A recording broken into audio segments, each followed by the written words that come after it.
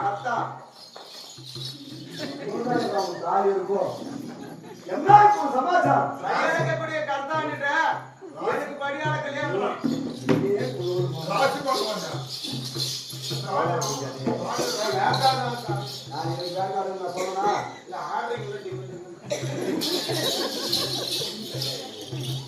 சாமியிலே இப்படி கட்டுடுப்பலாம் ஆயிடுந்த பாக்குறவங்க மட்டும் ஆட மாட்டாங்க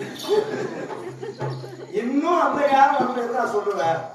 அந்த நேரம் வரும்போது சொல்லு சரி சார் அதனால ஆமா எத்தனை தெய்வத்திற்கும் முதல் மூர்த்தி